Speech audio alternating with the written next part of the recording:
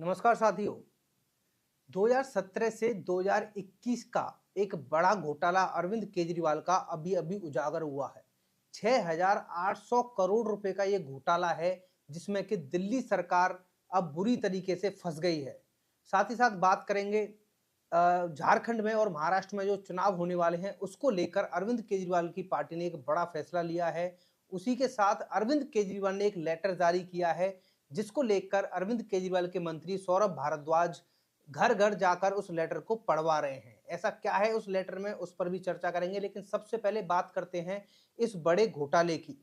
दरअसल आपको याद होगा, अगर आप दिल्ली राजनीति को फॉलो करते हैं, अरविंद केजरीवाल को अगर थोड़ा सा भी जानते हैं, तो अरविंद केजरीवाल जब से सत्ता में आए हैं पिछले 10 साल से बड़े बड़े वादे कर रहे थे।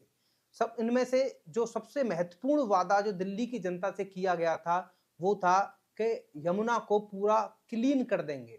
अब इसको लेकर एक बड़ा जो है एक रिपोर्ट सामने आई है, एक बड़ी रिपोर्ट है जिसमें कि अरविंद केजरीवाल बुरी तरीके से फंस गए। मैं आपको अच्छी तरीके से पढ़कर बताता हूं।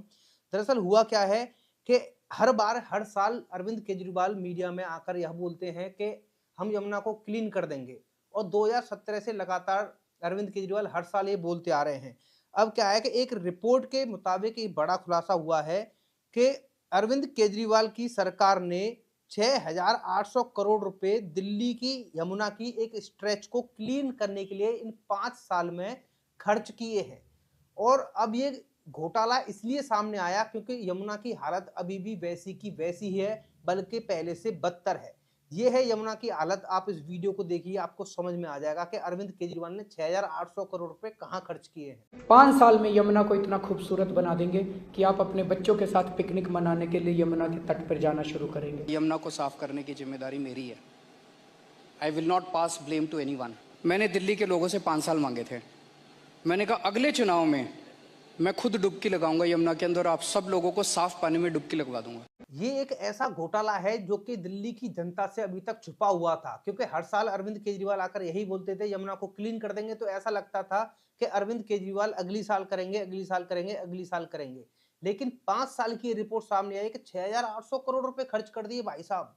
अब किए कहाँ ये नहीं पता। अब इसको लेकर एक बड़ी कार्रवाई जो है अरविंद केजरीवाल के ऊपर करने की तैयारी में है कि 6,800 करोड़ रुपए कहाँ खर्च किया है या फिर नेता डकार गए।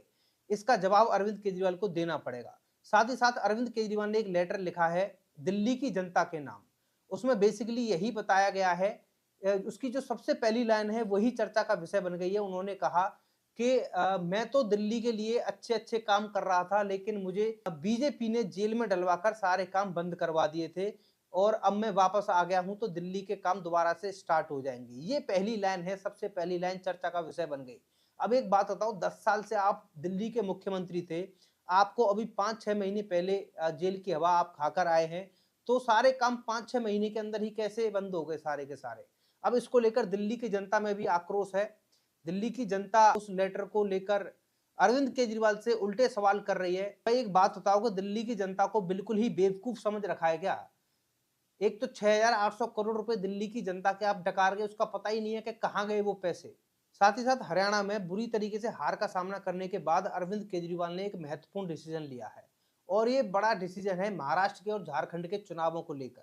दरअसल महाराष्ट्र और झारखंड के चुनाव से आप आम आदमी पार्टी ने बैकआउट कर लिया है।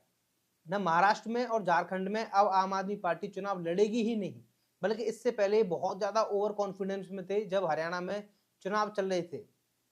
सारा का सारा कॉन्फिडेंस धरा रह गया। जनता ने इनको बता दिया, ये कहते रहे कि मैं हरियाणा का लाल हूं और हरियाणा की जनता मुझे वोट देकर बीजेपी के मुंह पर ये तमाचा मारेगी कि अरविंद केजरीवाल ईमानदार है। तो इसका मतलब तो साफ है कि आप बेईमान है। जनता ने भी स्वीकार कर लिया कि अरविंद केजरीवाल बेईमान है। आपकी 88 में से 87 सीटों पर जमानत जब्त करके जनता ने बताया है। आप लोगों का क्या कहना है, आप हमें कमेंट करके जरूर बता सकते हैं। फिलहाल वीडियो में इतना ही। धन्यवाद।